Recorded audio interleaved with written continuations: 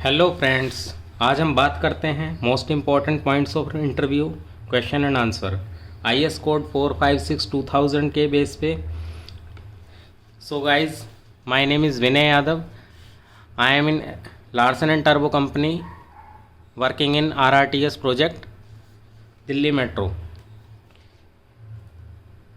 तो आज हम बात करेंगे 5 पॉइंट्स के बारे में। साइज़ ऑफ एग्रीगेट, कौन कौन सा एग्रीगेट यूज़ करा जाता है। पीएच वैल्यू ऑफ वाटर, क्या होना चाहिए pH value of water minimum. Mould के साइज़ क्या होने चाहिए टेस्ट के कंक्रीट के लिए। फ्लेक्सरल स्ट्रेंथ क्या होती है, टेंसाइल स्ट्रेंथ क्या होती है, उसका फॉर्मूला क्या होता है, और साथ के साथ बात करेंगे modulus of elasticity. So guys, start करते हैं आईएस कोड 456-2000 के बेस पे साइज़ ऑफ एग्रीगेट। तो साइज़ ऑफ एग्रीगेट जो है वो नॉमिनल मैक्सिमम साइज़ जो होता है कोर्स एग्रीगेट का फॉर कंक्रीट। हम जब कंक्रीट करते हैं, कंक्रीट जो सुटेबल कंक्रीट होती है, जो वर्केबल कंक्रीट होती है, या हमारा जो मोल्ड होता है, मोल्ड के अंदर जो आराम से पास हो जाए और कवर भी प्रॉपर मिल जाए, उसके लिए हम एग्रीगेट का जो साइज़ है वो सुटेबल करते हैं 20 mm। क्या करते हैं?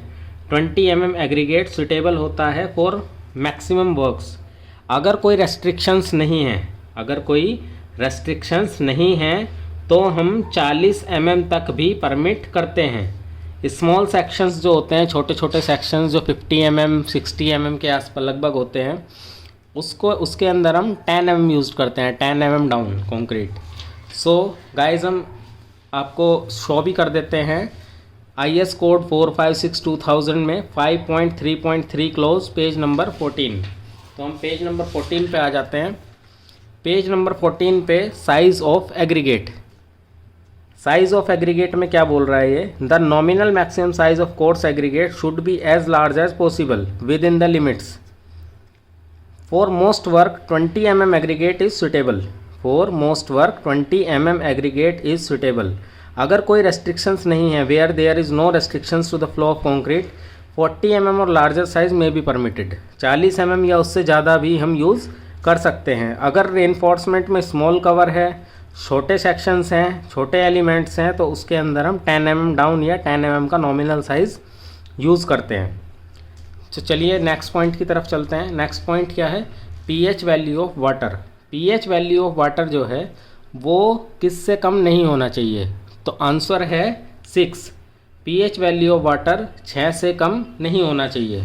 आईएस कोड में देख लेते हैं 5.4.2 क्लोज पेज नंबर 14। तो पेज नंबर 14 पे आते हैं। यहाँ पे लिखा है 5.4.2 the pH value of water shall not be less than 6। 6 से कम हम पीएच जो वाटर का होता है उससे कम का पीएच का वाटर यूज़ नहीं करते कंक्रीट के अंदर। नेक्स्ट क्वेश्चन है size of mould for test of concrete. Size of mould जो है हम कंप्रेसिव टेस्टिंग करते हैं कंक्रीट का, तो उसमें हम मोल्ड का साइज़ क्या लेते हैं? तो मोल्ड का साइज़ होता है 150 बाई 150 बाई 150, यानी कि 150 mm by 150 mm by 150 mm का क्यूब मोल्ड हम यूज़ करते हैं। यहाँ पे लिखा भी है, आप देख सकते हैं, table number 2 page number 16। Table number 2 page number 16। तो पेज नंबर 16 में लिखा है 150 mm size cube 28 days expressed in newton per mm square. जो कंप्रेसिव स्ट्रेंथ टेस्ट होता है उसमें 150 mm साइज क्यूब मोल्ड हम यूज़ करते हैं। 150 mm size cube mould at 28 days compressive in newton per mm square. Next question है flexural strength या tensile strength. Flexural strength क्या होता है? फ्लेक्सरल स्ट्रेंथ को हम पहले समझ लेते हैं क्या होता है। हमारा कोई बीम है, ये हमारा कोई बीम है, हम बीम पे ऊपर से लोड डालते हैं। ये लोड डालने के बाद क्या होता है, ये थोड़ा बेंड होता है। जब बेंड होगा तो जिस मोमेंट पे यहाँ पे क्रैक आने वाले होंगे, यानी कि क्रैक आने से जस्ट पहले ये हमारा लोड हुआ, ये हमारी रिएक्शंस हुई, क्रैक आने से जस्ट पहले जो हम स्ट्रेंथ होगी हमारी कंक्रीट की, उसको हम बोलते हैं फ्लेक्सरल स्ट्रेंथ या फिर टेंसाइल स्ट्रेंथ।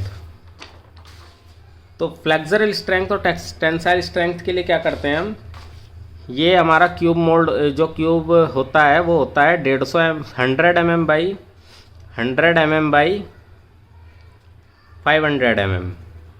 उस पर हम टेस्टिंग करते हैं इसको। यहाँ पे IS कोड में शो भी कर रखा है 6.2.2 क्लोज पेज नंबर 16। तो पेज नंबर 16 पे आते हैं। फ्लेक्सरल स्ट्रेंथ का फॉर्मूला है FCR is equal to 0.7 FCK, newton पर mm² इसकी यूनिट होती है। वेयर FCK जो है वो है कैरेक्टरिस्टिक्स या फिर कंप्रेसिव स्ट्रेंथ ऑफ कंक्रीट, जो हम न्यूटन पर mm² में डिनोट करते हैं। यहाँ पे एक छोटा सा नोट बना के लिखा है, without cracking after load given just before strength call flexural strength. कौन सा स्ट्रेंथ? अगर जब हम लोड डालते हैं बिना क्रैक हुए, जब फाइनल जिस मोमेंट पे वो क्रैक होने वाला है जस्ट उससे पहले जो लोड है, उस टाइम जो उसकी स्ट्रेंथ होती है उसको हम फ्लेक्सरल स्ट्रेंथ बोलते हैं। फ्लेक्सरल स्ट्रेंथ निकालने का फॉर्मूला है 0.7 FCK अंडर रूट। FCK जो है मान के चलते हैं हम M25 ग्रेड के लिए टेंसाइल स्ट्रेंथ निकाल रहे हैं, फ्लेक्सरल स्ट्रेंथ निकाल रहे हैं, क्रैकिंग स्ट्रेंथ निकाल रहे हैं, तीनों एक ही चीज़ होती है। FCR is equal to 0.7 under root FCK। FCK 25 newton पर mm² 25 ग्रेड के लिए, 0.7 under root 25 is equal to 3.5 newton पर mm²। तो FCR जो है वो अभी बताया मैंने आपको, tensile strength, flexural strength, cracking strength, कुछ भी पूछ सकता है, तीनों एक ही चीज़ है। नेक्स्ट क्वेश्चन की तरफ चलते हैं, वो है modulus of elasticity. Modulus of elasticity क्या है? मॉड्यूलस ऑफ इलास्टिसिटी जहाँ पर हमारा कंक्रीट जो है वो हुक्स लॉ के डिपेंड करता है, हमारा कंक्रीट हुक्स लॉ पे डिपेंड करता है। तो हमारा जो कंक्रीट का मॉड्यूलस ऑफ इलास्टिसिटी होता है उसका फॉर्मूला है EC is equal to 5000 under root FCK, where FCK is concrete compressive strength of concrete और EC is equal to short term elastic modulus of elasticity. हमारा IS कोड में दिया हुआ है 6.2.3.1 क्लोज नंबर, पेज नंबर 16। तो page number 16 पे आते हैं हम। यहाँ पे लिखा है modulus of elasticity of concrete can be assumed as follows. EC is equal to 5000 under root FCK, where EC क्या है? Short term static modulus of elasticity, और हमारा FCK जो है वो है हमारा characteristics cube compressive strength of concrete in newton पर mm²। Thank you guys. अगर आप इसी तरह की और भी वीडियोस देखना चाहते हैं IS कोड से रिलेटेड, सिविल साइट से रिलेटेड, तो इस चैनल को सब्सक्राइब करें, लाइक करें। कोई मिस्टेक हो गई हो, कोई प्रॉब्लम हो तो मेरे को कमेंट करें। Thank you.